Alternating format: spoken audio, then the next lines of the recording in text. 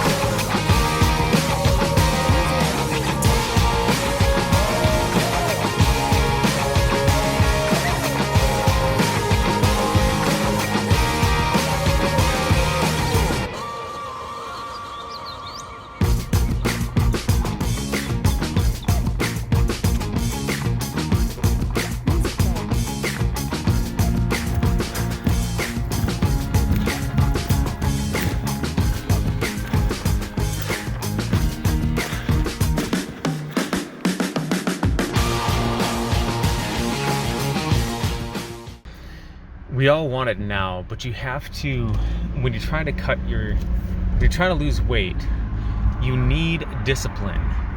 Regardless of whether you're trying to build muscle or lose body fat, it requires discipline. The easiest part is going to the gym and doing the workout. It needs the structure or the proper diet around which to do that. Most guys will just drastically cut their calories or eliminate entire food groups before they go out there and start working out. And then they'll just go and like start doing a bunch of running or, lifting weights if that's their thing.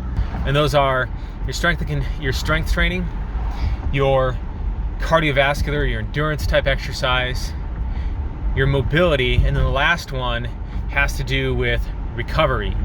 Stress management, which includes sleep, stress management, and your nutrition, right? So if you are just focusing on, one of these things and you're trying to get the quick fix, you're not going to get very far. The reason so many guys fail when they're trying to lose weight and fail, in fact, to keep it off, because 85% of people, when they lose the weight, they actually end up regaining the weight later on, right? Because it's like, yeah, you can lose the weight by drastically cutting your calories, but you can't sustain that misery forever, and also your athletic performance is going to decrease. So especially for guys, who wants to be, lean, lose some weight, but then be weak and incapable of any sort of athletic performance, or at least have subpar athletic performance? We want to have both. We want to be reasonably lean and we want to perform at a high level, and because that's ultimately the purpose of fitness, not just looking good, but performing well. My clients, before you try to lose any weight or anything like that, I first figure out, what are you currently doing? What does your diet and exercise routine look like right now? And then from there, I usually give them some sort of like metabolic typing thing, right? To kind of get a gauge of what are the foods that you typically feel the best eating, not that taste the best, but that actually make you feel the best when you eat them, right? And from that, we can kind of get a baseline sort of structure for which to shoot for, right? And that might, depending on the person, it might take you a couple months to actually start eating in a structured, well-balanced manner, right? And then if you want to go to that really high level performance, you might need to start actually manipulating your macros and all that kind of stuff, right? But you can't do that effectively. You can't effectively start cutting calories and stuff unless you have a solid, well-balanced baseline diet from which you're starting. So take the time, first and foremost, to build that structure in your diet and in your life.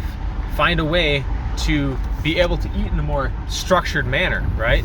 Because any activities that you take after that are going to be built on a shaky foundation if you don't get that right first. I know it's not glamorous, and it's, you know, kind of drudgery. It's the kind of like, you know, in a business, right? In my business, right?